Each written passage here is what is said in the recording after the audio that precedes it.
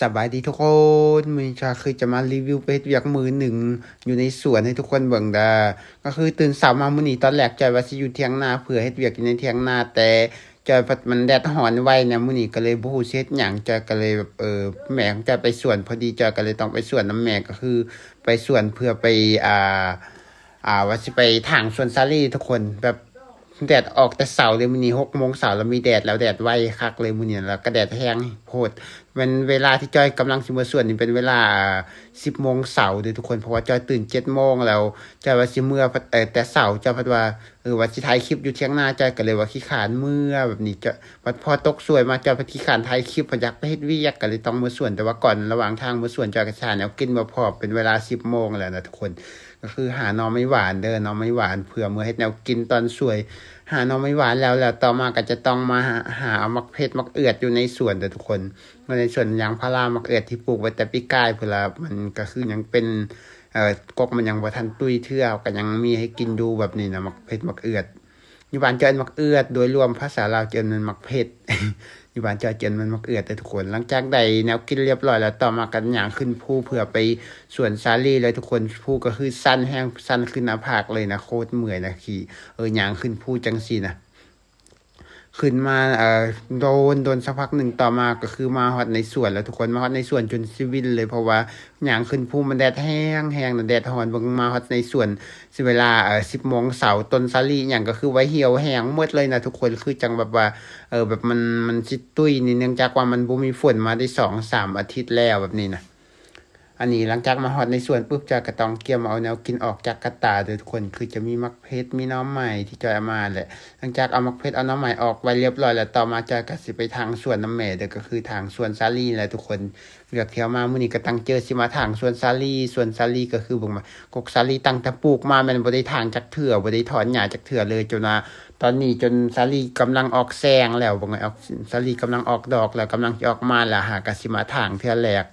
ทุกอย่างที่ปลูกอยู่บ้านจอยแม่นเราบ่ได้รดน้ำบ่ได้ใส่ปุ๋ยเลยทุกคนปลูกแบบธรรมชาติมันก็คือดินงามมันก็งามแบบนี้แหละถ้าแต่น้ำฝนอย่างเดียวนะคันฝนตกมันก็งามคันฝนบ่ตกก็บ่งามแบบนี้นะก็คืออันนี้ก็คือทุกคนหลังจากทางสวนแล้วแหละต่อมาก็ฮอดเวลาเที่ยงเขาก็อยากกินข้าวก็เลาะพากันมาเลาะหาเก็บผักเผื่อเป็นแนวกินตอนเที่ยงเด้อก็คือจะเก็บผักกูดง่องผักกางให้ผักบัวผักแหนกเล็กๆน้อยๆเผื่อไปตื่มใส่หน่อไม้ที่เอาหามาเกาะมื้อเช้าแหละคือจะเป็นหน่อไม้หวานเด้อทุกคนคือหลังจากได้ผักมาเรียบร้อยแล้วต่อมาจะก็ต้องมาซ้อมเด้อทุกคนซ้อมผัก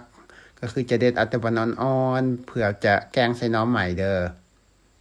วิวทางหลังโคตรดีเลยทุกคนมีแต่ภูผาป่าใหม่อย่างแบบนี้บ่แม่นป่าใหม่ดอกมีแต่ภูมีแต่ผาแต่ว่าป่าใหม่บ่หลายแล้วเนื่องจากว่าเขาเจ้าปลูกยางพาราเขาก็เลยต้องถางป่าเพื่อปลูกยางพาราแบบนี้นะทุกคนหลังจากซ้อมพักเรียบร้อยแล้วต่อมาจะก็ต้องปอกเอาหน่อหวานเด้อทุกคนเนาะหวานก็คือแบบนี้เลยเนาะหวานดวงเดียวคือดวงเยอะแห้งทุกคนความหวานของมันเนี่ยสามารถกินดิบได้เลยทุกคนเราสามารถกินดิบได้กินสุกได้มันก็คล้ายๆหน่อบงหวานแหละแต่ว่าจ้อยคิดว่าหน่ออันนี้น่าจะ แซ่บกว่าหน่อบงหวานเพราะว่าหน่อบงหวานจอยก็เคยกินมาแล้วแต่หน่อไม่หวานอันนี้คือจะแซ่บกว่าหลังจาก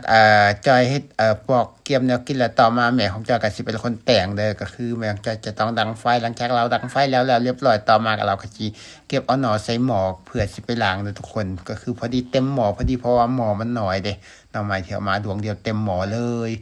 เราก็คือจะล้างจักหน่อยหนึ่งเด้อทุกคนนำหน่อไม้ หลังจากล้างน้ำเรียบร้อยแล้วต่อมาเราก็จะเอาน้ำใส่แล้วก็คือจะไปข้างเลยทุกคนแล้วข้างไฟดังไฟแล้วก็จะปรุงด้วยการเอาเกลือใส่แป้งนัวใส่แบบนี้เด้อทุกคนเครื่องปรุงก็คือจะมีแค่นี้เด้มีแต่เกลือแป้งนัวแล้วก็มีมะเขือแล้วก็จะเป็นผักหอมใบขิงใบผักอีตู่แค่นั้นเลยสำหรับการที่เราจะเฮ็ดแกงหน่อไม้มื้อนี้แกงหน่อไม้นี่คือแบบแนวหวานเลยทุกคนในระหว่างที่ถ่าแม่ของจอยเป็นคนเฮ็ดแนวกินจอยก็คือรู้สึกว่าอยากไปถอนหญ้าในสวนแม่ทุกคนก็คือต้องไปถอนหญ้าในสวนต้นมะเพชรเด้อทุกคนคือปะไว้ก็คือมันตึบซื่อๆมันแดดร้อนแล้วเนี่ยก็คือไปพากันไปอยากถอนหญ้าอยากบายหญ้าออกจากสวนเนี่ยมันตึบอยู่แล้วนะทุกคนก็คือจะต้องไปถอนหญ้าหลังจากถอนหญ้าได้มาเรียบร้อยแบบบ่แม่นเรียบร้อยหรอกมันก็เมื่อยพอดีแม่ของจอยกำลังเฮ็ดแนวกินจอยก็เลยต้องมาถ่ายคลิปแม่ของจอยเอาผักใส่หม้อเลยแบบนี้ทุกคน แม่ของจอยก็คือจะเป็นคนแต่งกินนะว่าทุกคนระหว่างที่แม่ของจอยแต่งกินจอยก็ต้องไปรอหาไห้แบบถอนหญ้าออกอ้อมเทียงไห้แบบนี้นะหลังจากสุกเรียบร้อยแล้วต่อมาก็คือจะป้งเลยทุกคนหลังจากที่เอาป้งเอาไว้เท่านั้นแหละพอแต่ป้งแล้วกินเอาไว้แล้วจิมักเพชรกำลังสิตำแจ่วแล้วฝนตกมาตกแบบกระทันหันมีทั้งแดดมีทั้งฝนแล้วก็ฝนและลมแต่คือลำบากแห้งเบิ่งแม่ของจอยตำแจ่วมันบ่มีวันป้งพรเปียกหมดเลยทุกคนมันฝนบ่แม่นฝนซื่อๆน่ะมันลมมาพร้อมเบิ่งไหมมันลมมาแห้งคักเลยคือแบบว่าฝนมาประมาณ15นาทีแล้วฝนก็ไม่ได้ฝนด้นดอกทุกคนแต่ว่าบ่อนเที่ยวอยู่มันเปียกหมดเล